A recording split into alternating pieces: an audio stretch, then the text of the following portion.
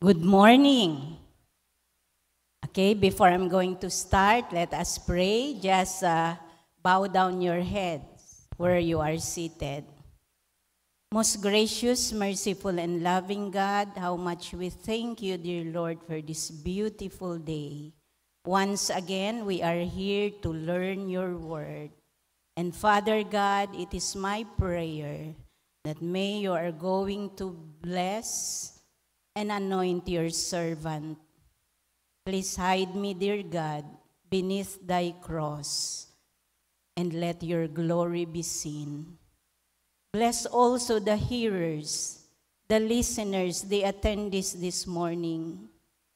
May each and every one of them will give their undivided attention to your word. All this we pray, Father God, and please take full control in Jesus' name. Amen. Okay, by the way, we would like to greet Sister Laili, belated happy birthday. She celebrated her birthday last October 12. So Sister Lai, if you are watching, happy birthday. So this morning, our topic is about consistent faithfulness until Christ returns. So I would like to read again our text, Matthew chapter 24, verses 44 to 46. Please open your Bibles with me so you can follow. Matthew chapter 24, verses 44 to 46. Therefore, you also must be ready, for the Son of Man is coming at an hour you do not expect. Who then is the faithful and wise servant whom his master has set over his household to give them their food at the proper time? Blessed is the servant whom his master will find so doing when he comes. Hallelujah. So Jesus could return any moment. That's what Jesus is saying. The question is, are we ready? Matthew 24, 44 to 46 reminds us of Jesus' return. He will come at an hour we do not expect. Another question, are we faithful and wise? To be wise is a requirement, because if we are not, madali lang tayo ma-stumble without the guidance, the wisdom coming from God, because the ultimate goal of the enemy is for you not to finish your goal, and that is to see Jesus. Matthew 24, 44 to 46 also reminds of the importance of faithfulness to the Lord. Third question, if we are going to die today,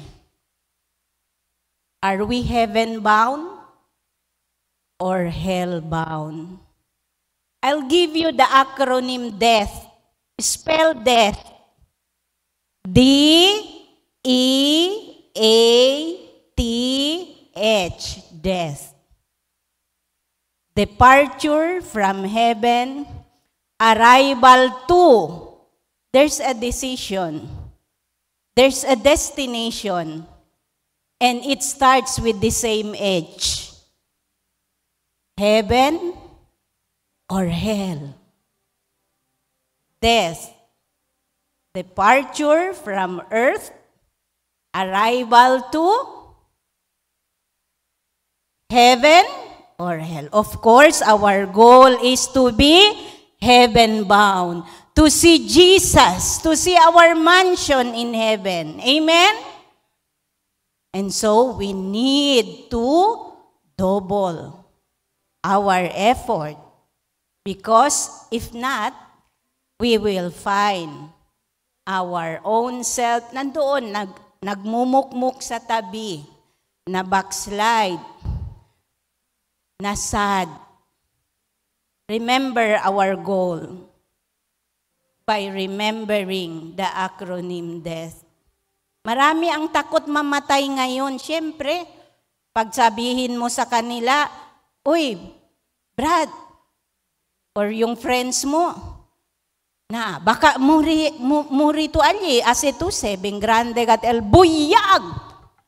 Sina, no? Because nobody wants to die unprepared. But for Christians, we consider death as a beautiful graduation day, as a beautiful achievement. So how to be ready? Paano ba tayo maging ready? Huwag kumpiyansa. Huwag magkumpiyansa, I'm 25 years in the Lord. I'm 35 years in the Lord. I'm 40 years in the Lord. Even evangelists fail. Yung mga tao na hindi mo akalain very strong in the Lord, nagkasala. Yung mga priest na nalaman mo na ang ganda ng kanyang mensahe palagi, pero yun pa ang nakakumit ng sin. Yung mga pastor sa kabilang lugar sa ibang nation, na-stumble. Kaya nobody can say na yung pa-relax-relax ka lang dyan. Every day is a preparation day. If we have every day an evaluation day, we also have to consider that every day is a preparation day. Kasi yung mga nagawa natin kay Lord sa ministry, isang iglap lang mawawala kung ikaw ay ma-stumble, ma-backslide. So how to be ready? Number one, we must have a strong personal relationship with God. Yan ang importante. Pag ang relasyon mo kay Lord ay hindi maganda, pag ang relasyon mo kay Lord ay lukewarm, mainit-init, malamig-lamig, walang magandang maidudulot. Kasi hindi ka secured. Anytime darating siya. When you have a personal relationship with God, you cannot help but to have a quiet time with God every day. Do you agree? Pag mahal mo si Lord and part of your preparation is to see Him face to face, you cannot help but to have a quiet time with God every day. Ano yung quiet time? Tatahimik ka lang ba sa isang tabi? Mag-quiet? Meaning, God wants quality time. Have a devotion. You pray. Next, have God's word in your heart. Kaya kailangan basahin natin ang Bible. Kasi sa pamamagitan ng pagbasa ng Bible, na-equip tayo. Na-equip tayo. Ngayon, if you are not mindful, grabe ang world. Itong mga digital world na umaagaw sa mga oras natin.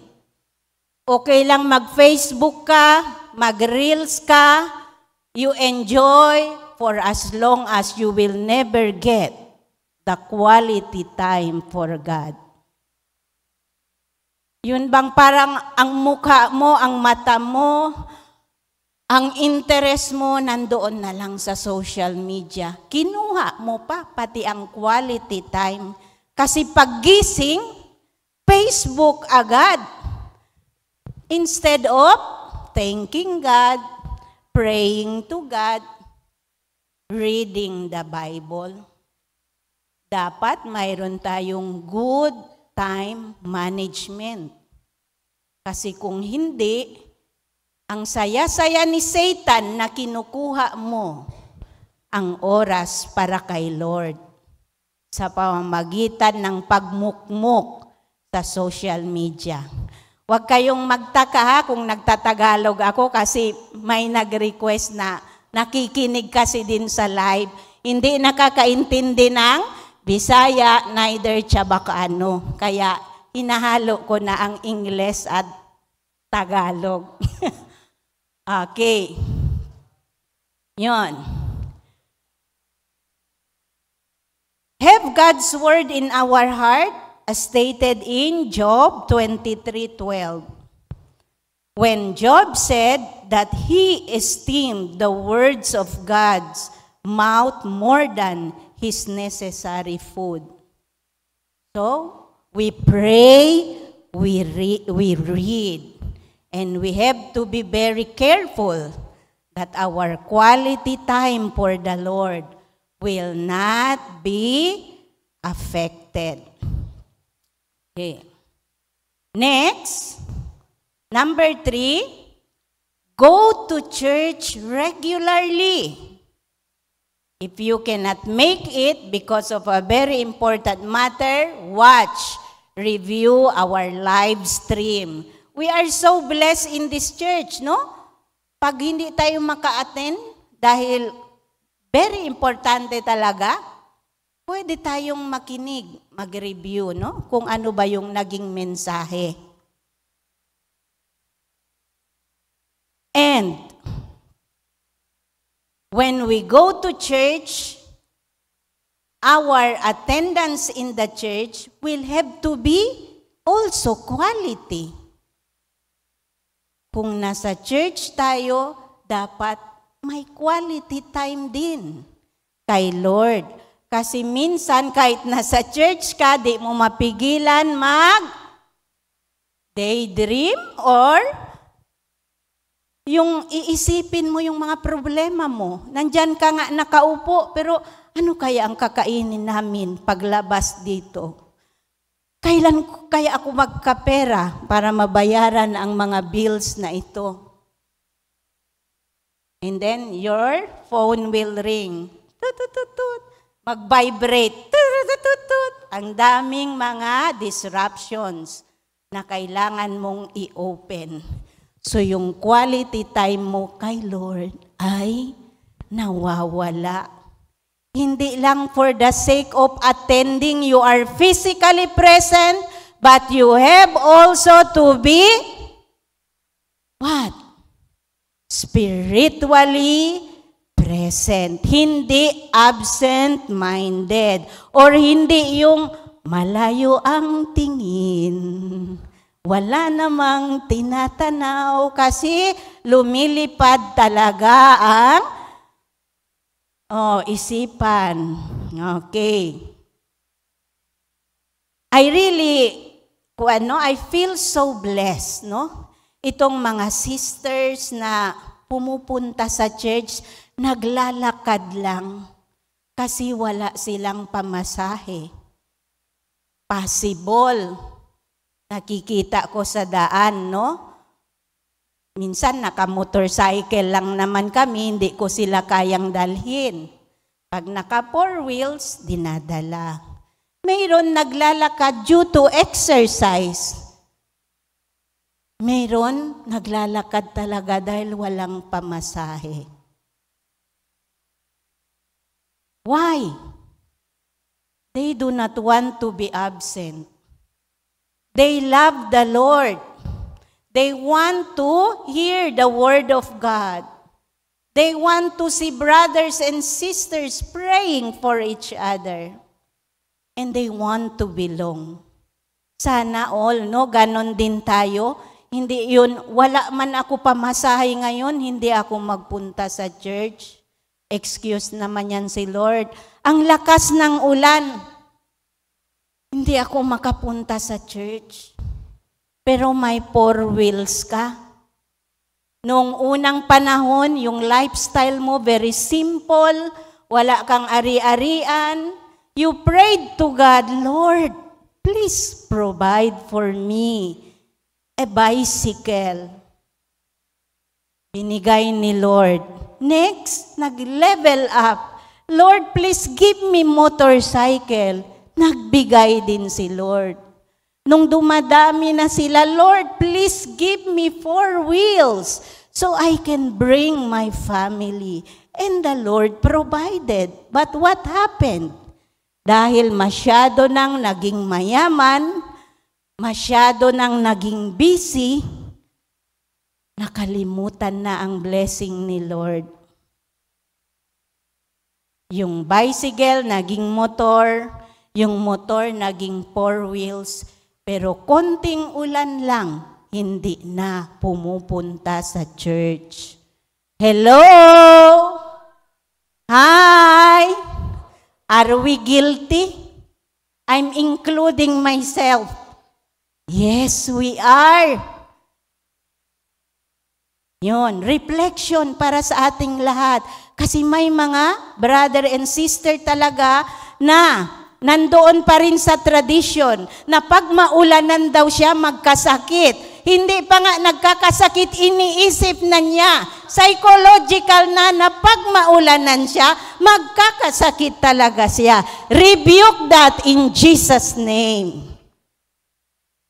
Okay. Because when we attend, when we go to church, we gain knowledge and wisdom. If you are learning alone, you are not sure kung tama ba yun. But if you are in the church, you see the pastors, you see the Sunday school teachers, you can ask. So you will grow in terms of knowledge and wisdom. Okay. When we have that knowledge and wisdom, number 4, share the good news. Spread the word of God para hindi lang tayo maging unproductive, no?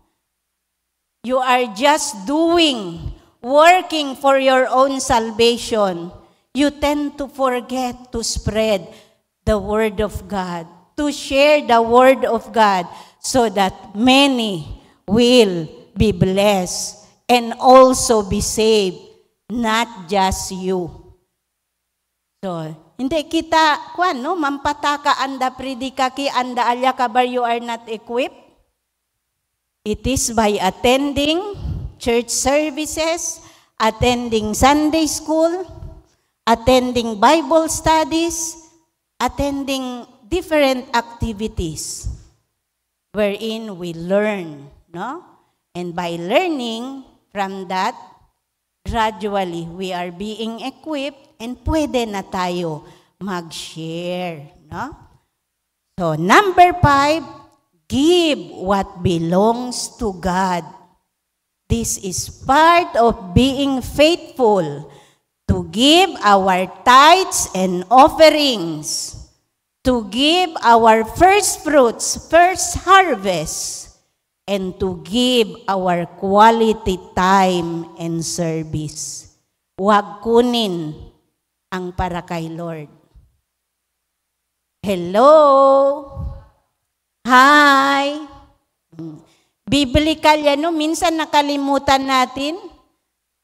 Nagtanim tayo, lumago, nag-harvest, lahat bininta. Hindi nagbigay sa church, hindi din nagbigay ng tithes. So, part of being faithful is to give what belongs to God. The money, resources, and quality time. Number 6, be vigilant. Take good care of your spiritual health. Be vigilant now, no? Watch and pray that ye enter not into temptation, because the spirit is willing, but the flesh is weak. Take good care of your spiritual health. Avoid toxic people. Pag sa work, kasama mo yung toxic people, negative masyado ang vibration. Ako, pag mayroon akong kaibigan na always negative, smile ako na, okay, I will find time na aalis na. Kasi parang naa-absorb mo yung pagiging negative. No? So avoid toxic people kung sa tingin mo mahina ka. Kung sa tingin mo emotionally madali kang ma-affected, no? Avoid. Avoid toxic people. Vexation yan sa spirit. Avoid bad company, yung mga estudyante natin. Huwag magpasiguro. Kung ang kaibigan mo, best friend mo, friends mo, ay may mga bisyo at pumupunta sa mga unquestionable places, please avoid. Kasi any moment, magigising ka na, isa ka ng bulok na tumatis. Magandang tumatis na haluan ng bulok na hawa, na bulok lahat. So choose a company na magmo-motivate sa'yo to finish your goal.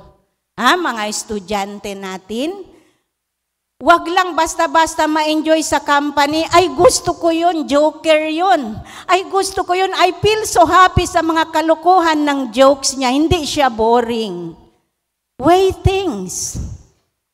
Ay, itong kasama ko, hindi man ito nag-i-study, marka bahala man. Magte-test na lang, hindi talaga nag-i-study.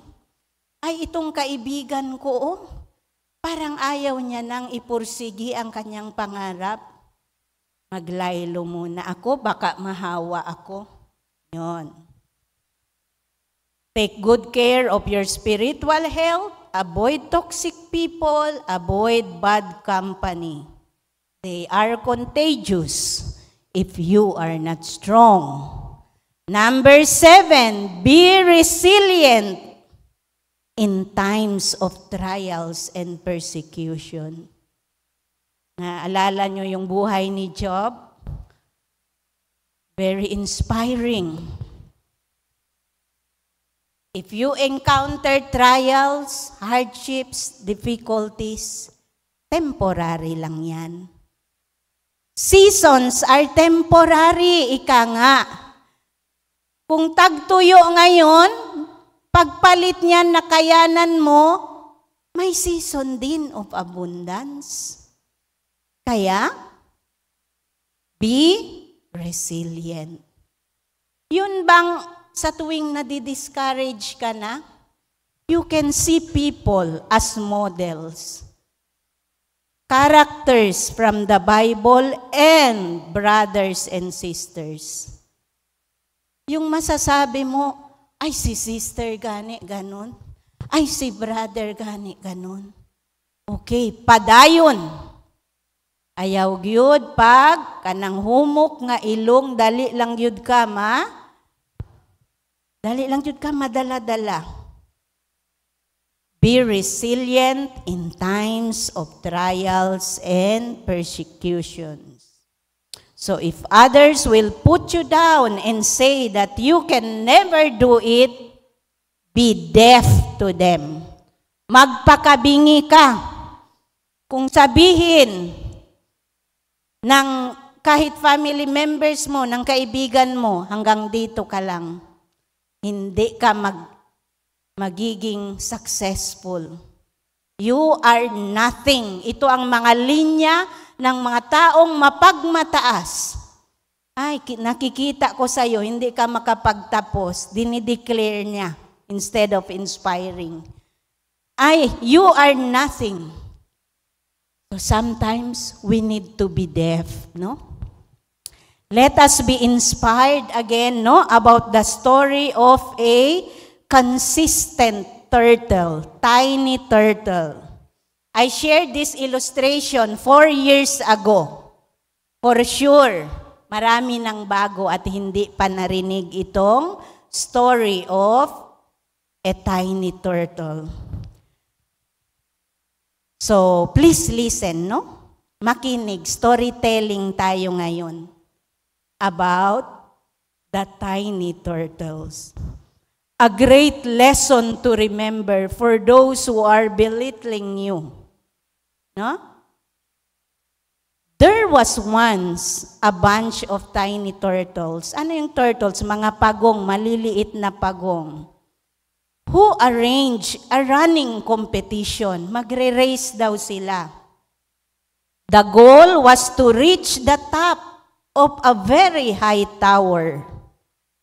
A big crowd had gathered around the tower to see the race and cheer on the contestants. So marami ang nanonood. Iba-ibang klase ng tao na nandoon. And the race began. No one in the crowd really believed that the tiny turtles would reach the top of the tower. You could hear statements such as, "Oh, way too difficult. They will never make it to the top. And not a chance that they will succeed." You see ang mga people, no? Negative. The tower is too high. The tiny turtles began collapsing one by one. Sa kataas ng tower, gusto nila yan iakyat, marami sila. Isa-isa nahulog ang mga tiny turtles. Except for those who, with a final burst of energy, were climbing higher and higher. Marami silang turtles umakyat sa tore, nahuhulog yung iba. Pero itong isa, consistent. Hindi siya nakikinig sa crowd. This one wouldn't give up. At the end, everyone else had given up climbing the tower, no? Except for the tiny turtle who reached the top. Then all of the other tiny turtles naturally wanted to know, paano niya yun nagawa? Siya pa ang pinakamaliit. Paano nakarating sa tore? And then, the tiny turtle was asked by curious people around. And one asked the tiny turtle, "How were you able to manage? Bakit mo nagawa at na-finish yun na ang taas-taas?" And the turtle cannot answer. Lately, they discovered that the turtle was deaf. Deaf. Bungol gali el bao, ya puede andalya. Hindi elita birakara tamira kay los demás, tasubi, tabira kara, takay. Grita etamen, el mga gente, biretan sila kara, takay. Pero uno turtle, sunod-sunod, gat eli, hasta egin na arriba. Cosa el discovery, el turtle who made it was deaf. So grande ayuda tamin sa kanaton Christian. Si man persecute kanaton left and right. Si abla di aton miyembro da pamilya, anday-anda lang na iglesia. Nuay man improvement, mas pobre man takeda abla rico dituyo Diyos, porque man tunuay pasahe. Na you see, el mga critics. Pero si bungol kita kay di aton aim is to see the Lord, to see our mansion, to be united with God in heaven. Sometimes, we need to play deaf. Hindi kay uwi lang to jutay kosa. Imbestiyo. No ay kamo labot kumigo, hindi kamo tamanda kumigo. Na onde ya elite mira el vecinos, onde ya elite mira el coworker, perdido ya. Perdido ya. And distracted yale. Disuyugol, hinay-hinay ya. Handshake para hindi man meet. Okay. Similarly, if we are being persecuted, let us play deaf to avoid conflict and trouble. But don't forget to pray for them. And let your life shine with goodness and example so that these people will be saved. One final question. How do you love to be remembered while we are alive or dead? Can all those behind us say we are faithful?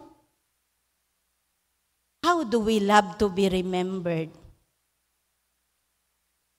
Every time I hear the word of Reverend Dr. Domingo Calisang, my icon of cool and very yung cool person. Matagal na ako sa GNT ni minsan hindi ko nakita si Pastor Doming nagalit, nagwaras, nag-flare. Hindi. Pastor Doming, no, is one example na I love to remember and to serve as model na very cool person. Ang daming nag-persecute siya sa kanya noon to the extent na kumbida pa man bombiyahan. Grabe mga insulto. Pero I did not see na yake dagat elebien akel ba vindictive or tan revenge. Every time I hear the name of Sister Leah, though very frank, no? And straight when she talks. But I can remember a very anointed woman of God. Yung totoo, charm is deceitful, beauty is fading, but a woman who fears the Lord, she shall be praised. Nandoon ang example ng prayer, yung fasting, yung encouragement sa ibang tao. Nagiging burden sa kanya pag hindi niya ma-reach out. How do we love to be remembered? Yung buhay pa tayo at kung mamatay na tayo. Hindi yung peke-peke nagbigay ng eulogy. Peke-peke nagbigay ng testimonies about the dead person just to comfort the family. Pero at the back, yable lang gatyukel para man alegre el pamilya, pero bimal costumbre katse. Ay, terrible. Ay, hello, hindi ganyan mga Christians. How do you love to be remembered? Every time I see Sister Lasing Abiso, I am reminded of time. Early talaga yan si Sister Lasing. Early riser, early church goer, early bird, first honor pagdating sa time. And the rest na early birds na hindi ko nakita. Pero si sister mula noon lasing, di yun na siya mahimutang kung di yun na siya kwaon temprano, musakay temprano, because she wants na before the service will start, nandoon na siya. Yung mga coincidence lang yung na-traffic siya, but most of the time, comes to the church very early. Every time I remember Pastor Isaac, I can see a teachable servant, a humble servant. Yes, te. Yes. Yun, no?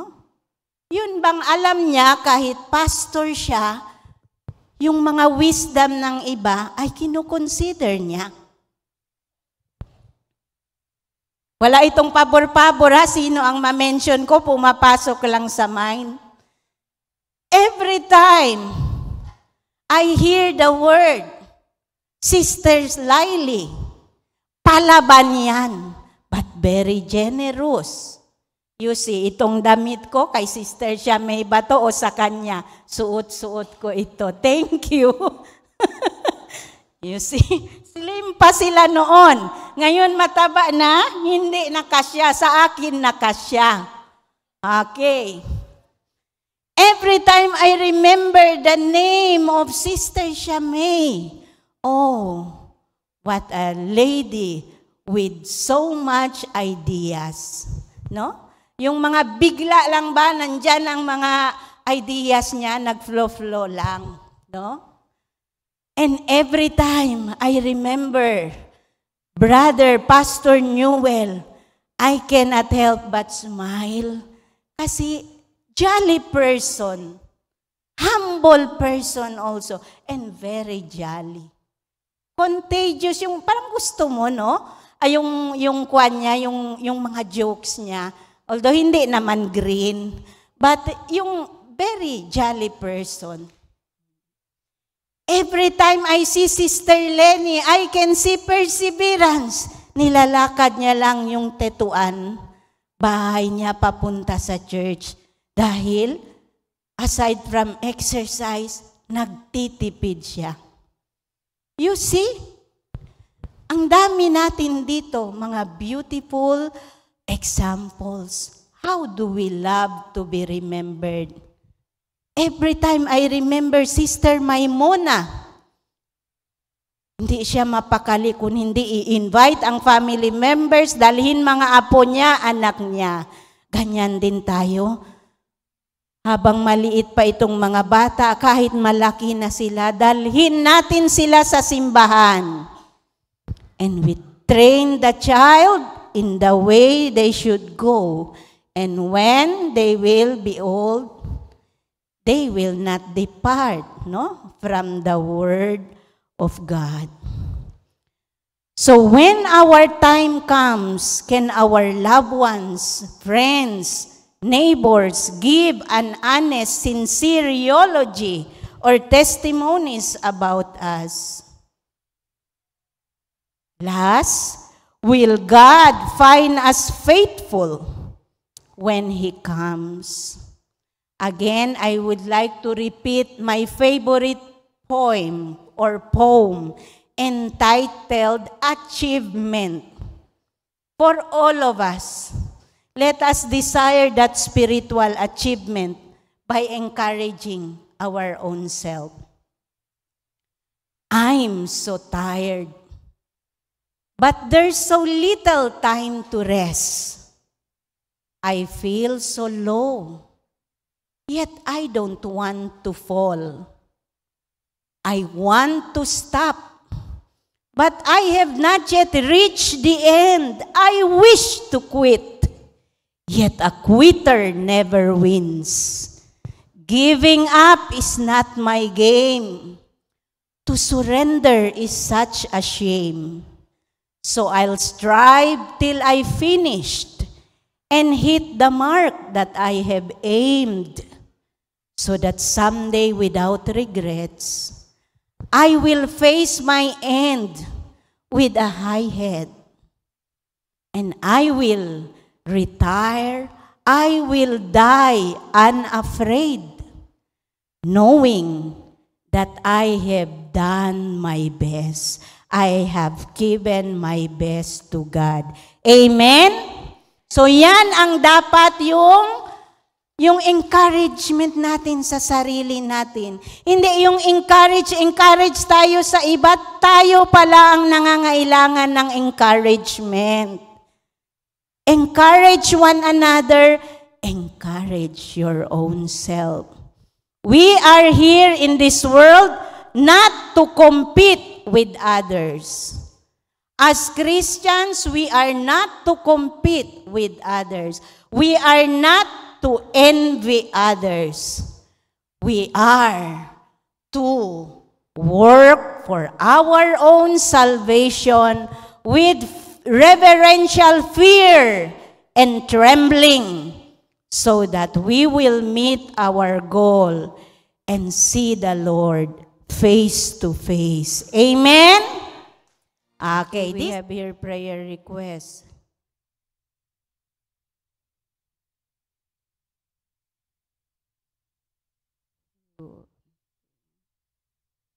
Okay, let us pray, no?